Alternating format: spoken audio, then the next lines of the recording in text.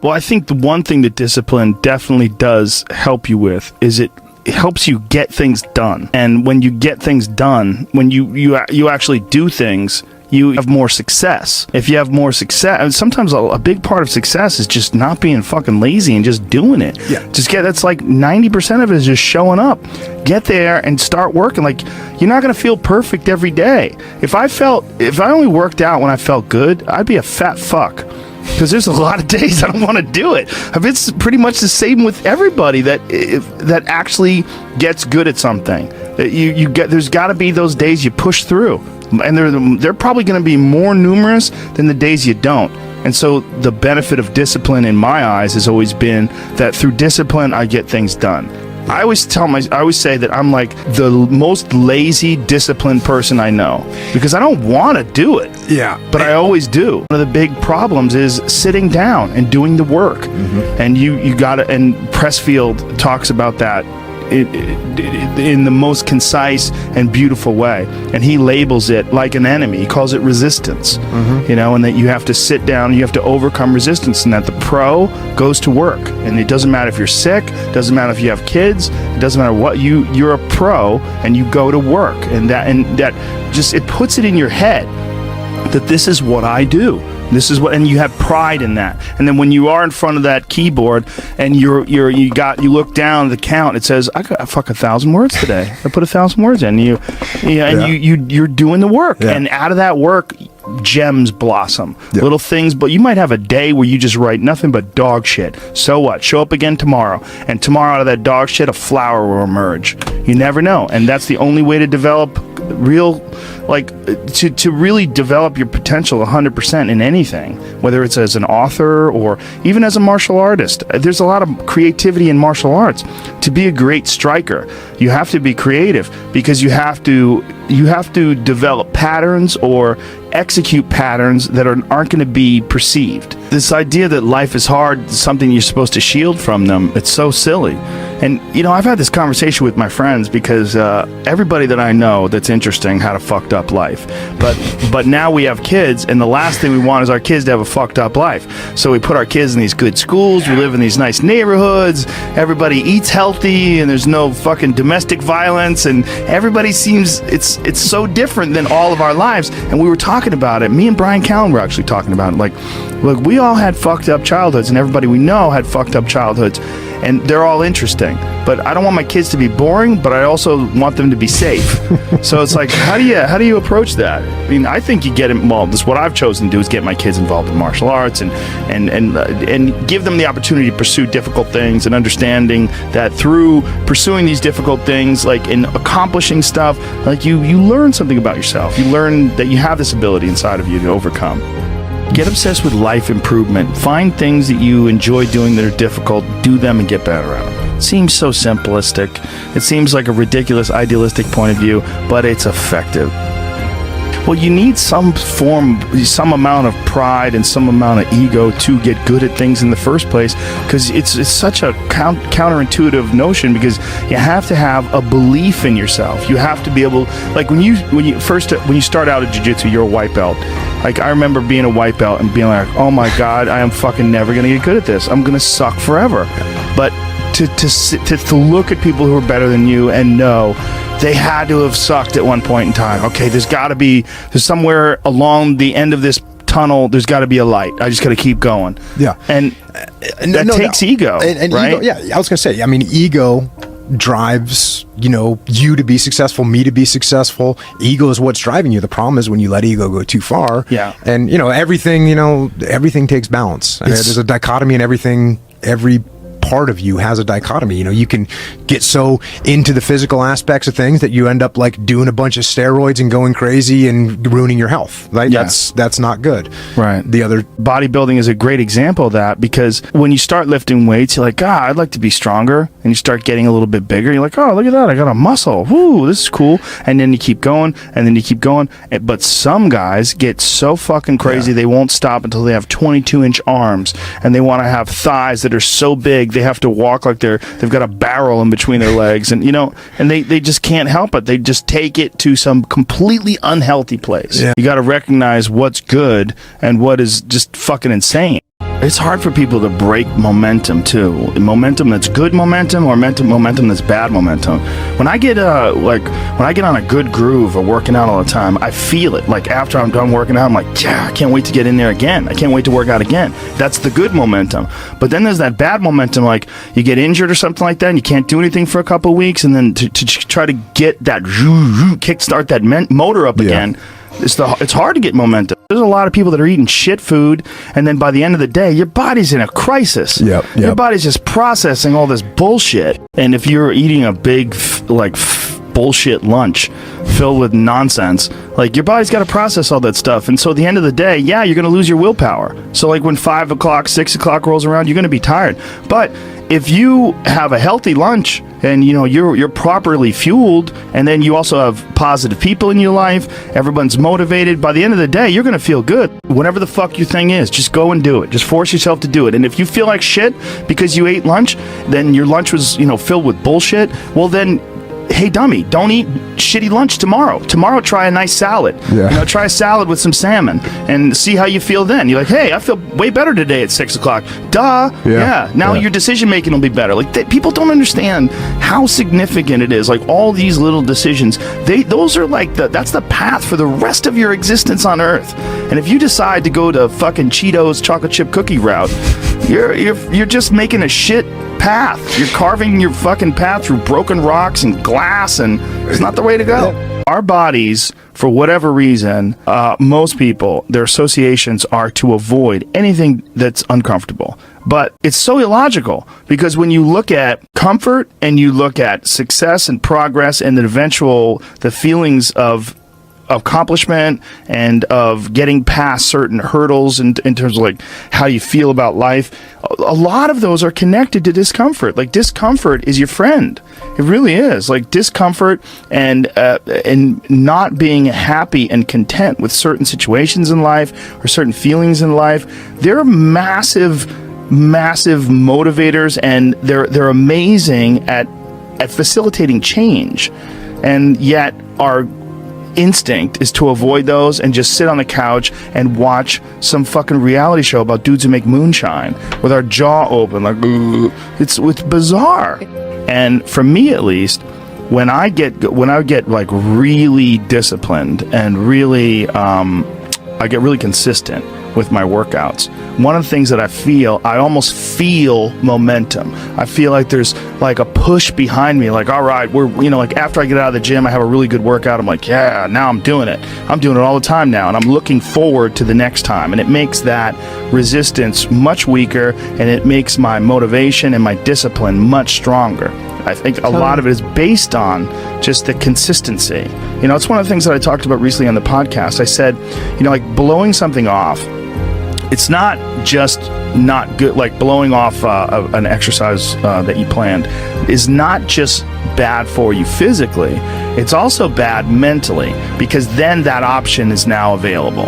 The option to fuck off is available, and you did it before, and you're probably going to do it again, and you'll get mediocre results, not just in that aspect of your life, but maybe in all aspects of your life. Because I think that option to fuck off, when you embrace it, that is a pathway that you might choose when it comes to dealing with conflict in your personal life, dealing with business decisions, dealing with career decisions, like an uncomfortable decision that you might be faced with, where maybe you need to make a change as far as like what your pathway is in life, but you don't do it, and instead you fuck off.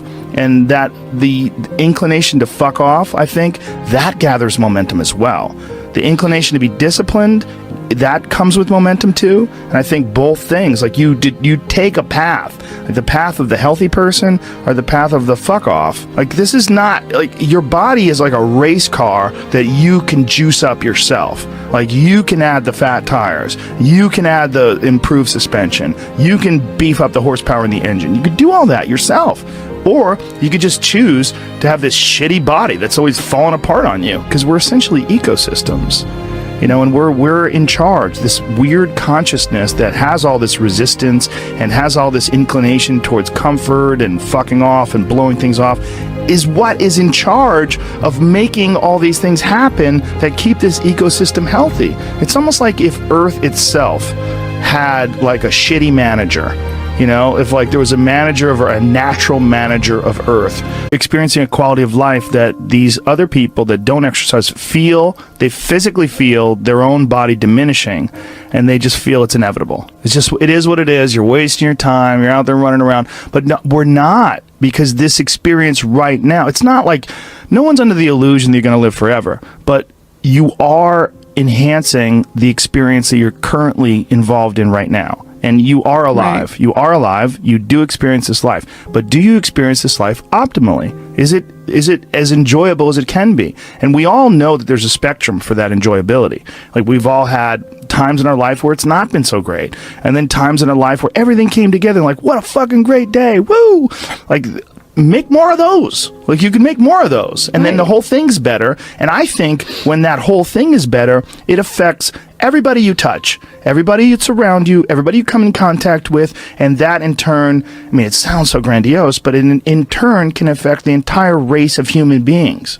I've always wondered if the depression that people see en masse today, there's so much depression that people, I mean, it's a common trait. Like, it's a common condition. Oh, he suffers from depression. Oh, she suffers from depression. Like, oh, he's got herpes, you know what I mean? It's like, it's a common thing. I've always wondered, or I've been wondering more and more recently. It really hit me have you ever seen Heinmo's Arctic Adventure? This guy lives in this incredibly remote area of the Arctic National Wildlife Refuge in the Alaskan interior, and he lives in this really small log cabin, and he hunts and gathers, and that's all he does. And he's very smart. Like, he's not a dummy at all. And he's been up there. He lives with his wife, and he raised children up there, and it's really, really, there's some dark moments in there, because they lived like this from the time, like, when they had children up there, and they lost their 2-year-old baby in a fucking canoe. Like, they tipped over in a canoe and lost their kid, and it's really intense when they revisit the site and leave flowers. And it was like 30 years ago, and they had several children since then, but this moment is still like this intense moment of loss for them when they lost their baby. But this fucking guy is very happy and very, very smart and very connected and very articulate. And he firmly believes that human beings, when we evolved and developed and were hunter-gatherers, that there's a set of rewards. There's reward systems that are set up inside the human body, inside the very being that we embody, that don't get met in today's society. And that's one of the things that's causing depression. One of the things that's causing this funk that people are in is that we're living our lives, many of us at least, in these very unfulfilling ways, where you're going to this office with artificial light and you're doing something you don't want to do all day long, and then you get home and you're tired. And on top of that, you're eating shit. You're eating potato chips and you're drinking soda, and your body is just like, what in the fuck is this? We're supposed to be out in the fields. We're supposed to be walking up hills. We're supposed to be looking for animals or gathering vegetables. We're supposed to be doing all these things that our body's designed to do. We're supposed to be in nature. Yeah. And nature is like a medicine. Like, it literally is a medicine to you. Like, people that go, you don't have to go hunting, you don't have to go fishing, just go fucking hike, man. Just go hike up to the top of a mountain and look out. You know, there's a reward that you get from that is intensely, like, soul-filling. There's, like, something about, like, when I was in Colorado, and there was this area of Boulder where you drive up one of these roads, and there was this area where you could park, and it was this incredible view, man. These people just park and just go out there and just look. But you get there and you park and you go, because you would see, you're literally seeing the Continental Divide. These snow-capped mountains in July. Yeah. In July, it's covered with snow, because those mountains don't give a fuck. Perspective. Oh. You know, just this whole new perspective on it. And I think the ease of suffering is always in presentness. You know, when you're in presentness, truly locked in presentness, there is no suffering. There can be pain, but no suffering. Suffering is something created by our own minds. And I think nature is one of the great ways to do this, because humans, we take cues from our environment, and nature, as I was saying earlier, is always in the present. You know, there's this natural presentness of all the animals, everything around you. Whereas if you get around a bunch of people watching Housewives and stressed about this and popping pills, you're going to take on that energy too, and you're going to lose your presentness because of your surroundings. So it's like this ultimate regrounding tool where we get back to present moment again. Yeah. You know, and that's such a fucking key element to human happiness. And I think the other key element is having something we're fighting for, you know, having a mission. I think we're all forces, and that force needs to have an effect, needs to have a reason that it's moving in a certain direction. And I think with all of our needs and all of our needs met, you know, where we don't have to hunt for food, we don't have to acquire everything, everything's relatively easy, and it's all about advancement and all this, we've lost a lot of the basic mission, which was the mission to survive and procreate, you know, so, and we haven't replaced it with any other universal mission, which is, I think, one of the big allures of these things like wars and these things like creating an enemy. Well, at least then you have a mission, and when you have a mission, human beings are happy. You know, like Bertrand Russell talked about, he did a book, Conquest of Happiness, and he had his own fucked up attributes. Every time I bring him up, people talk about his fucked upness. He was into phrenology, and he might have been a racist, whatever, but he was a good philosopher. Smoked constantly. Yeah. But anyways, he talked about the happiest person he knew.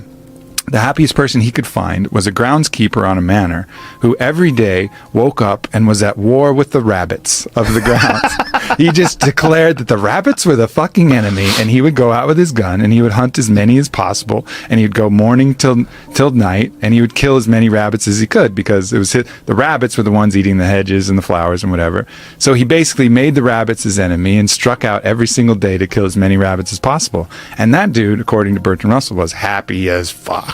He had a task. He had a task. He had a purpose. You know, he had a mission. My mission is to destroy the rabbits. And I think you can see that in the people who are the most unhappy. They seem aimless. Yeah. They're like, what am I here for? Why am I doing this? Nothing makes sense, you know? And I've even felt it in my own life when, you know, I know what my mission here is. First, my mission is to expand human consciousness, to help people be happy. Like, that's really what I find my greatest purpose in. But every once in a while, I'll get this kind of like fuck people attitude. Maybe someone said some fucked up shit, and I'm like, man, people fucking suck, fuck people.